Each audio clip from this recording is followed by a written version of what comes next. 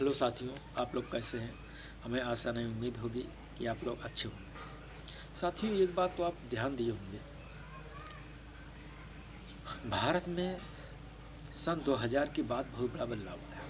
इसे टेक्नोलॉजी की दुनिया में मोबाइल आए, कंप्यूटर आया, लाइटें आई, तमाम प्रकार के बाइक आए, तमाम प्रकार के फोर व्हीलर आए, तमाम टेक्नोलॉजी और औद्योगिक क्षेत्र में विकास हुआ। बताइए कैसे, उसके पहले क्यों नहीं, जबकि अन्य देशों में बहुत पहले से विकसित बहुत चीज़ें थी, हमारे देश में क्यों नहीं। जानते था दोस्तों, क्यों?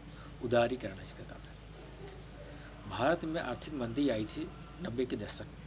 90 के दशक में हम कह सकते हैं कि 90 के आसपास में उदारीकरण में बदलाव लाया। उदारीकरण मतलब अपने नियम कानून में बदलाव लाना। साथियों, इसका मतलब क्या है, थोड़ा आप समझिए। जब अंग्रेज हमारे देश में आए थे व्यापार करने के लिए शुरू में, तो कंपनियां व्यापार करती थी, उससे जो राजस्व प्राप्त होता था वो अपने देश को देते थे और यहाँ के राजाओं को देते थे। कंपनियां धीरे धीरे इस देश पर कब्जा करती चली गई। देश की आज़ादी के बाद सभी कंपनियों को भगा दिया गया, इसलिए कि ये फिर से हमारे देश पर कब्जा न कर लें। लगभग 40 साल तक ऐसे चलता रहा। सारी विदेशी कंपनियों को लगभग भगा दिया गया, जाइए अपने देश जाइए। इसके बाद अनुभव किया गया कि अब हमें कुछ बदलाव लाने की ज़रूरत है। तो सब 1990-20 में उदारीकरण प्रक्रिया अपनाई गई। उसमें नरसिम्हा राव हमारे देश के प्रधानमंत्री थे। साथियों, जब उदारीकरण की नीति अपनाई गई तो उदारीकरण मतलब है अपने नियमों कानूनों में कुछ परिवर्तन लाना, यानी ढिलाईपन लाना।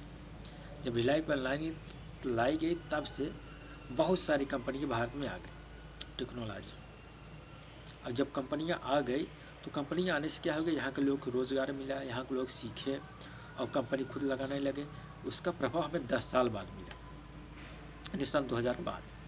इसके बाद तो कंपनियां धड़ाधड़ भारत में आती चली गई और लोग उससे सीखते चले गए, अपना खुद का बिजनेस करने लगे, अपना खुद का कंपनी खोलने लगे, जिसके परिणाम स्वरूप भारत में एक से बढ़कर एक कंपनियां अपनी खुद जो भारतीय कंपनी थी बनने लगी और लोग रोज़गार मिलने लगा। 4G 5G आने लगा, तमाम प्रकार की टेक्नोलॉजी आने लगी। अगर उदारीकरण की नीति नहीं अपनाई गई तो दोस्तों, तो आपको ये दिन अभी देखने को नहीं मिलता। अभी तक आप लालटेन में मिट्टी का तेल डालकर जलाकर पढ़ रहे होते। साथियों, आपको उदारीकरण की नीति कैसी लगी, हमें आप कमेंट में ज़रूर बताइएगा। हमें आशा नहीं उम्मीद है आप हमारी वीडियो को देखे होंगे और हमारे चैनल को सब्सक्राइब करें। धन्यवाद।